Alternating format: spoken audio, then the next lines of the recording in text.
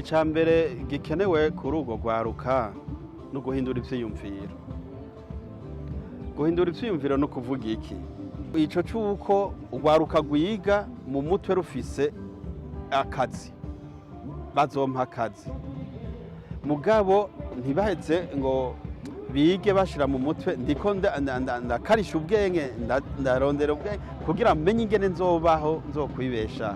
Birakenewe yuko urwaruka rwiga kuba honnête, kuba bizigirwa, hanyuma no kwizigiranira kugira ngo bashobore gukorera hamwe. Ico kintu mu Barundi kiragoye cane, bizosaba yuko haba inyigisho zihambaye, mbere ngasaba n'igihugu n'abarongoye igihugu yuko botwigisha by'ukuri kuba abantu b'ubuntu, kuko ico kintu c'ubuntu kiriko kirahera. Imigenzo myiza iranga umuntu ugasangira ikirahera mu Barundi, umwe wese akiraba, hanyuma ugasanga ntaho dushitse.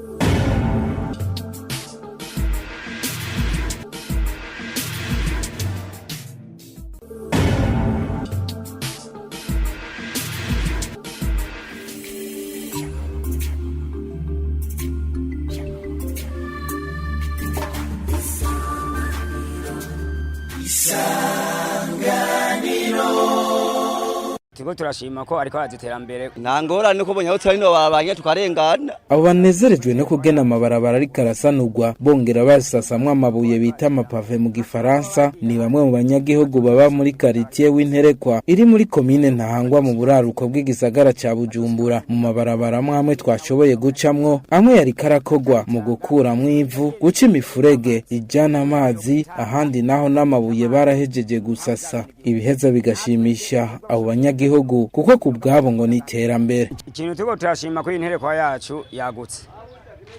Tigo turashima ko ariko aziterambere, nk'abo baba baragiye hanze bazoshika bazimira.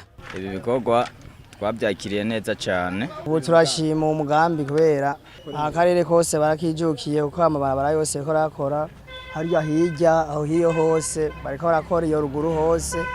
Uwo mugabo cyawushimana cyane, hirya kwa ministre nyene bariko amapave batari kuyasasa nyene. Ayo mabarabara atarakogwa ngo ntibari borohewe na gato nkuko babandanya babishimangira. Ahantu hameze nabi nyene, novuga imoto nyene waraduka nyene uri kuraduka nyene ugasubira inyuma kubera nyene no barabara gwari umeze nabi, ko twabishimana tubikenguruka. Ibarabara ubwa mbere ryari meze nabi, ibarabara ryuzuyemo ivyondo, ibinogonogo, ibibuye. Urabona ko umugambi wawe uhaye uriko urakora neza, rizohava rijamwo amapave. Baravunika gose imigongo, hari ibinogonogo biteye ubwoba. Rero turashimiye leta yacu y'u Burundi ukuntu iri kiritanga mu kutugirira neza aho dushobora gucisha ingendeshwa zacu.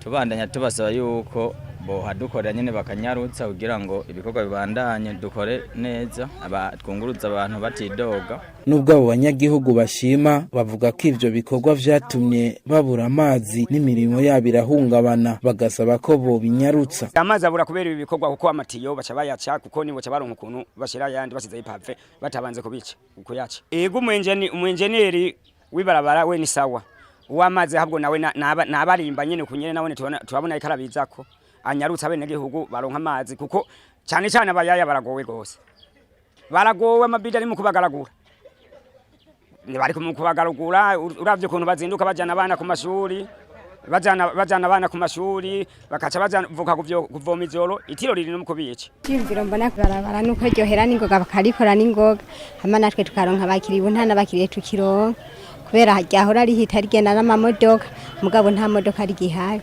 Ico numva nosaba nuko borikora ningoga rigahera, tuja kuvoma mu kinogo.